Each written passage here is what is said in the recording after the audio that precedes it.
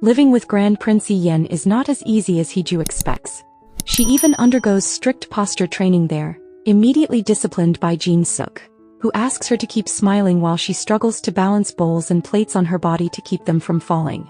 However, on another occasion the situation reverses, and Hee-ju ends up guiding Seok through some Pilates movements. Hee-ju calmly insists that it is not done that way and offers to demonstrate the correct movement once again. She asks Seok to watch carefully as she repeatedly demonstrates pushing her legs straight forward, which Seok then attempts to follow. Hee-ju approaches her and asks if that area hurts, and Seok admits that it does feel somewhat painful.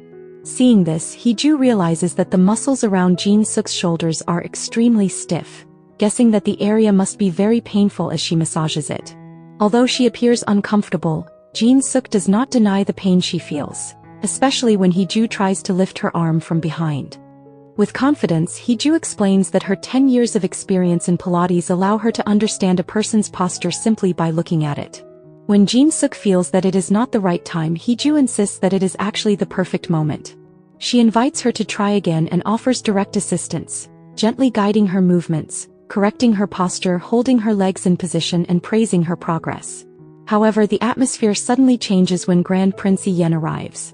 In a cynical tone, he questions whether this is what is called discipline, even though he has previously been asked to entrust everything. In response, Hee-ju calls out "Your Highness" in a soft, coquettish tone as she runs toward him and hugs him, subtly pushing him away from Seok to avoid suspicion. The servants who accidentally witness the awkward moment quickly leave, prompting the prince to warn Hee-ju that many people are watching. In truth, the awkward situation is Hee-ju's way of protesting, as she complains about her overwhelming workload, finding it unreasonable that she has to spend the night merely correcting posture.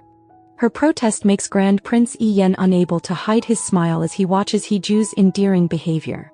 As attention shifts toward the growing relationship between the Grand Prince and Hee-ju, Queen Dowager Rang closely observes the news surrounding them. At one point, Queen Dowager Rang calls for an investigation into the fire that previously occurred in Jungwaejin Hall. Soon after, a group of men in black suits arrives to conduct an inspection at Kastel Group, even entering Hee-ju's room, making it seem as if she is under suspicion. The tension between Grand Prince Yen and Queen Dowager Rang continues to rise, while Hee-ju stands firmly by the Grand Prince's side.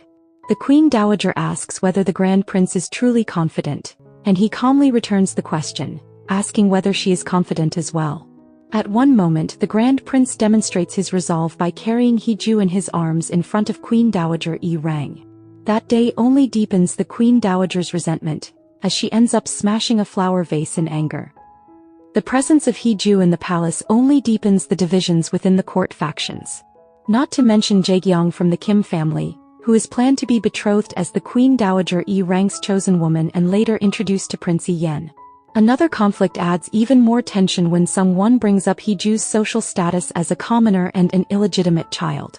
It makes us wonder how Prince Yen grows increasingly certain about marrying Hee-ju, and how their alliance, formed through a contract marriage chosen to change his fate, slowly brings him the first breeze of spring in love, transforming what begins as a contract into a genuine and real romantic relationship.